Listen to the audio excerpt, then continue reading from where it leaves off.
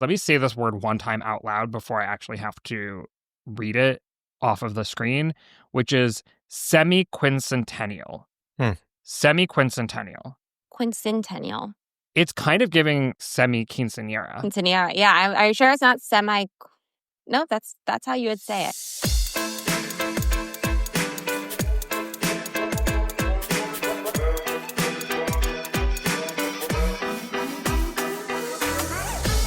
Hello and welcome to the GD Politics Podcast. I'm Galen Drew.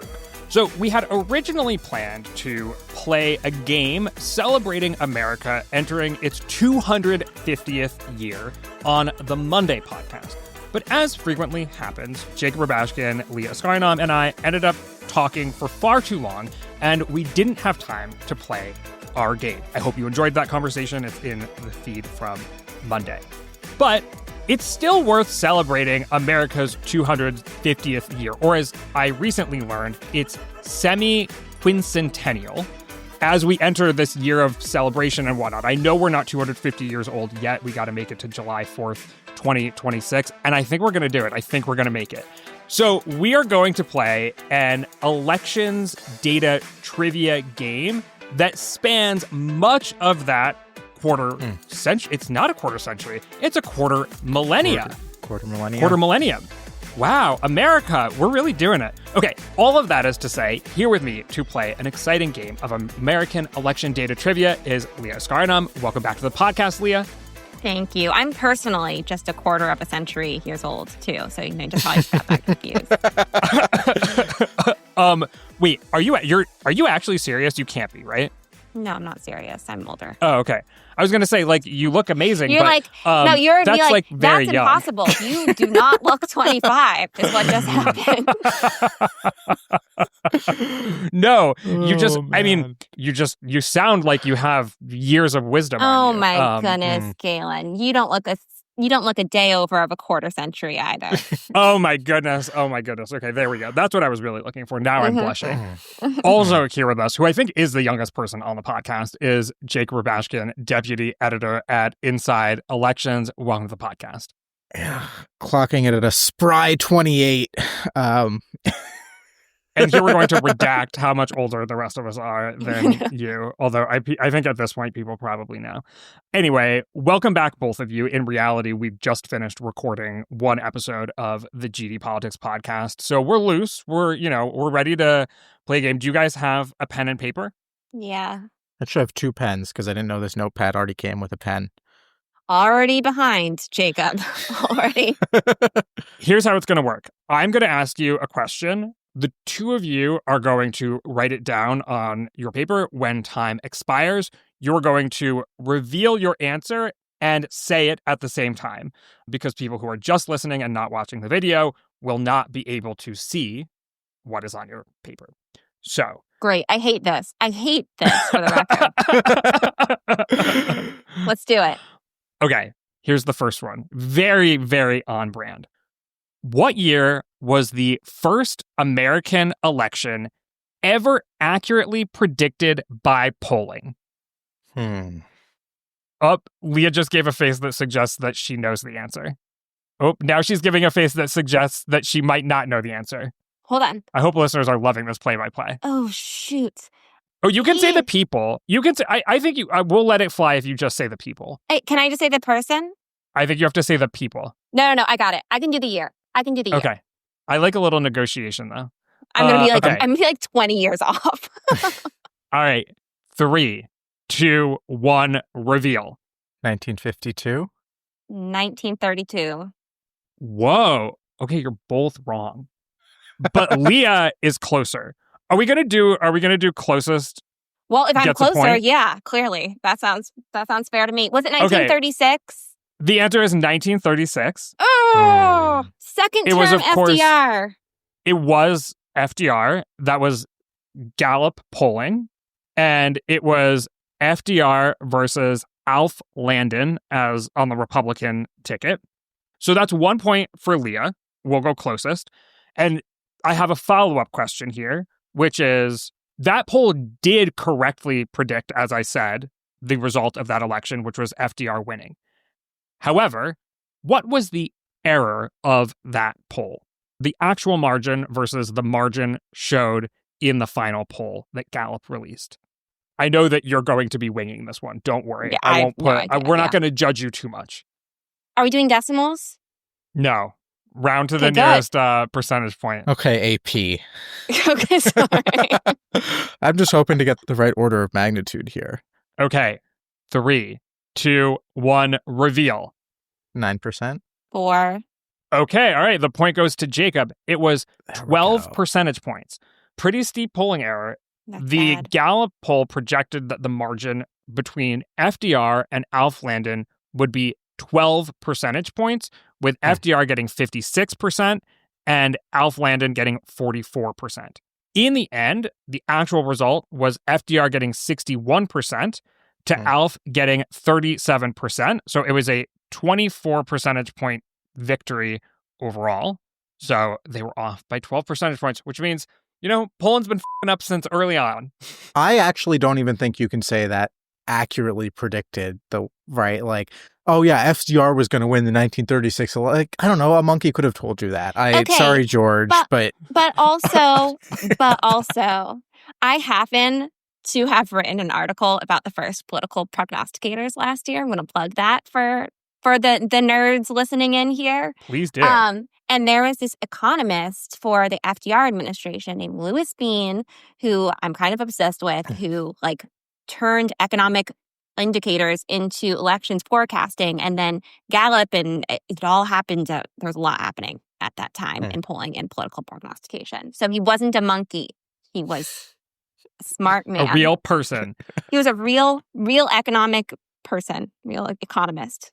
Can I ask you, Leah, how seriously polling was taken when it was first introduced to the election coverage landscape? I have to imagine people weren't refreshing their carrier pigeons every minute to see what. Were carrier pigeons a thing in the 1930s? I think by then they had at least done, I don't know. Mail. Phones. Mail. They probably had a telegram.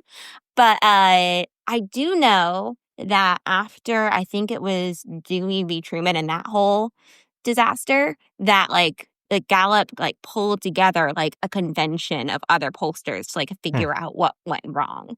So I don't know the whole story. There is a book about it that I have not read all of, but it's out there. And I'm going to read it. And then next time we do this game, I'll have all the answers. The first ever APOR convention was post Dewey defeats Truman. I don't think that's what they called themselves, but yes. And yes. In spirit. It could be, they might have done it before then too. I just know that they also did it that year. Okay, so it is currently Leah 1, Jacob 1. Yes. Next question. These are all quite nerdy. Bear with me. Shocked. What's the smallest percentage of the popular vote a winning U.S. president has ever received? Wait, say it. Try that again. Okay. So what's the smallest percentage of American voters that an actual winning candidate ever received? So, for example, Bill Clinton never won a majority of the vote, but he still won the election. But he was in the 40s. So, and how far back are we going here? Oh, we're 250 years old. We're going back 250 years. I mean, we don't have good data I was gonna say, are we talking John Quincy Adams era? What was it? Was it John Quincy Adams? And I will give you a hint that this election took place after universal white male suffrage, which was in 1828. Okay. I think I know which election it is, but I have no idea what the number is. I think we'll probably, if you can describe this election, we'll probably give you. Wait, I might be able to describe this election. Okay, well then describe it on your piece of paper and show it to me. This is going to be so embarrassing. I hate that you make us do this. It's so terrible. Leah, you got to be more decisive. I can tell you never did Quiz Bowl. You're taking your time here. You got to be on the buzzer. I did not do Quiz Bowl. I was a newspaper kid, believe it or not. Okay. You know what? I'm just putting down a number. I'm going to go with my gut. Okay, here we go. I love it. 3, 2, 1, reveal. 41. 37%, 1860, Abe Lincoln. Okay, Jacob, really doing it here. So you're off slightly on the percent, but you have correctly described the election. So Abraham Lincoln won with 38.5% of the popular vote in 1860. It was a four-way race, though, so he still won the Electoral College decisively. But 38.5%, that's the smallest percentage of the popular vote a winning U.S. president has ever received. Jacob, tell us a little bit about where that piece of knowledge came from. Well, first of all, I think that was pretty good. Where did that piece of knowledge? So, yes, good job. Good job, Jacob. That was very good. Where did that piece of knowledge come from? I don't know. I mean, I knew that was a four-way race because the Democratic Party had kind of fractured, and you gave me a good hint because I couldn't remember that the election, the stolen bargain election or the corrupt bargain, which is 1824, which is when Quincy Adams beats Andrew Jackson despite losing both the Electoral College and the popular vote. Jackson is ahead in, but not with a majority, and Henry Clay and all that. So I was torn between those two.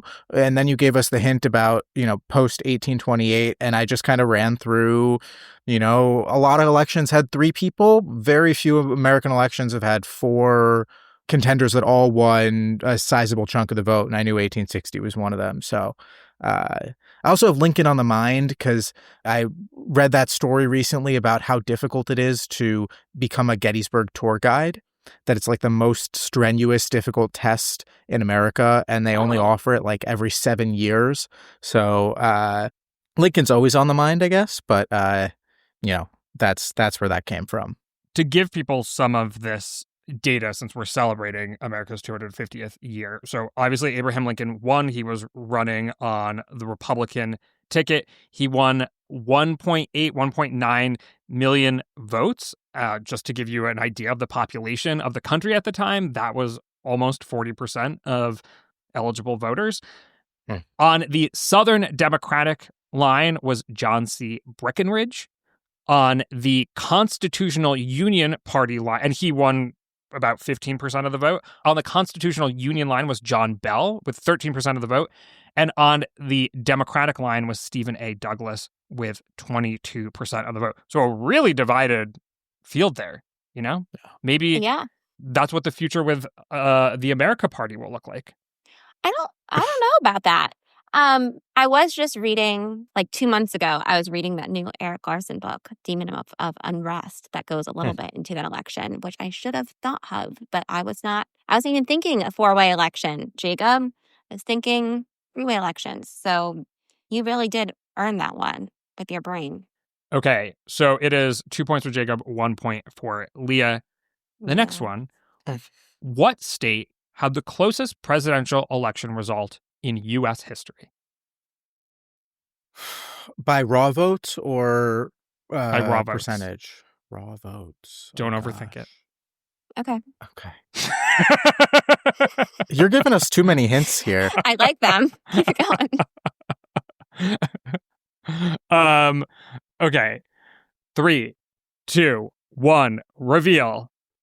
All right, that is the end of today's preview. To catch the full episode, head over to gdpolitics.com and become a paid subscriber. Jacob, Leah, and I ended up playing this quiz game for about half an hour, and Jacob even shared why the 2000 election is his personal Roman Empire, with lots of good details added in there.